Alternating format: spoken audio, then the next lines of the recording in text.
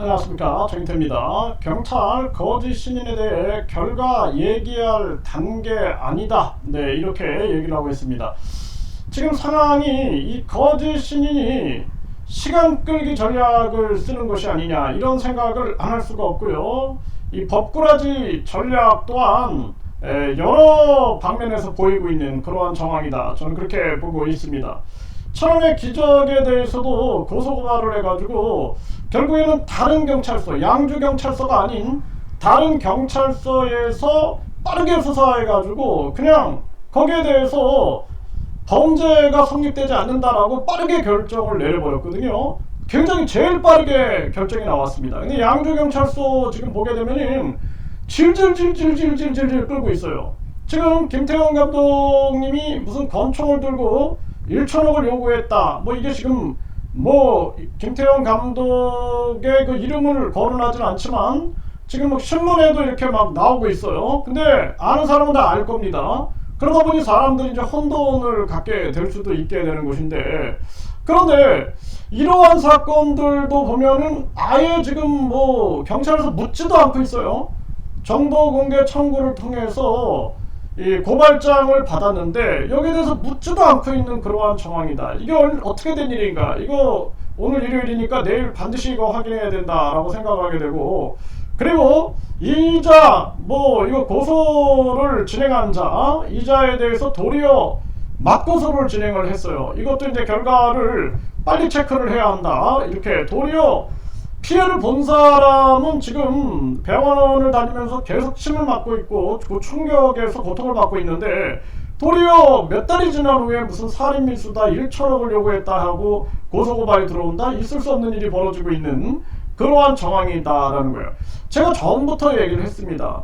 김태원 감독만 쓰러뜨리면은 자기들이 이길 수 있다라고 판단하고 무작위로 공격을 하고 있다. 그래서 천원의 기적도 마찬가지고 살인미수다, 공갈미수다, 말도 안 되는 논리를 가지고 계속 공격을 한다. 그래서 김태원 감독님을 지켜야 된다, 이 생각을 가지고 제가 강하게 임했던 것입니다.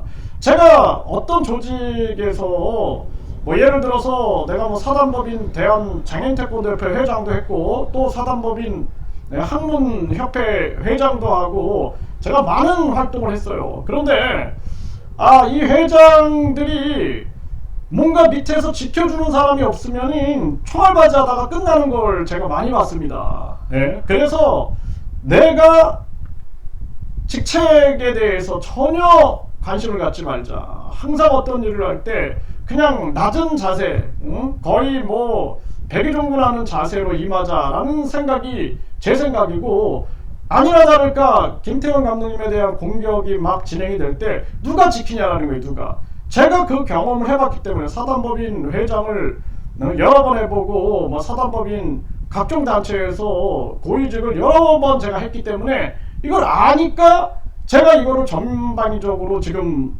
이 규탄을 하고 있는 것입니다. 여기에 대해서 어떤 자들은 왜 김태원 감독님을 옹호하냐 막 이런 얘기를 하는 자들이 있는데, 이거는 뭐냐면 지금 대표에게 계속 끊임없이 누명을 씌우고자 하는 것이죠. 그러니 지금 많은 사람들, 지금 6명이 천원의 기적으로도 고소고발 당했는데 이 김태형 감독님한테 고마워해야 합니다. 도리어 막 뒤에서 칼을 꽂고 막 이런 행동을 하는 그러한 사람들도 있어가지고 참 가슴이 아팠는데 있을 수 없는 일이다라는 거예요. 도리어 다 앞에서 막아주고 앞에서 피를 흘리고 그러면서 방어해주고 있음에도 불구하고 거기에 대한 고마움을 모른다? 있을 수 없는 일이다라는 거예요.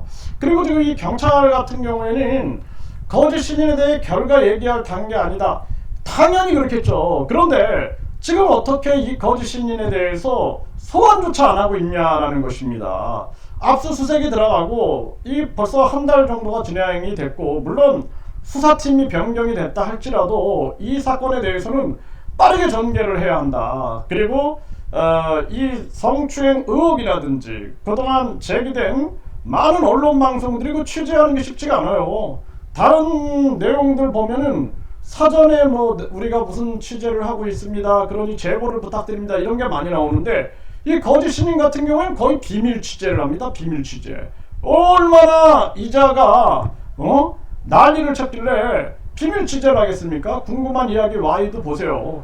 취재하러 막 잠복하다가 달려가서 저기 저 응해주시죠 하니까 막 모른다 그러고 도망가고, 그 얼마나 비겁한 자입니까? 거짓말로 그냥 법정에서 그 거짓말을 하다가 질타받고 그런 자가 어떻게 지금까지 저 낯짝을 들고 자기가 재림 예수다 그러면서 지금도 많은 피해자가 양산될 수밖에 없는 거예요. 이거 종교 피해는 영혼의 상처를 받게 되고 영원히 피를 흘리는 일입니다. 그래서 이거는 굉장히 심각하게 다뤄야 될 문제고, 그리고 이 종교 이 범죄 같은 경우에는 이 신도들에게 세뇌를 시킨다는 게 문제예요. 신도들에게 계속 세뇌를 시키고 그자의 말을 절대 진리로 알고, 그리고 절대 명령으로 안다 그러면은 무슨 일이 발생될지 모르는 게 이 종교 범죄 일이다라는 겁니다. 그래서 경찰은 지금 거짓 신인에 대해 결과 얘기할 단계가 당연히 아니겠지만 수사를 빠르게 진척을 해야 한다.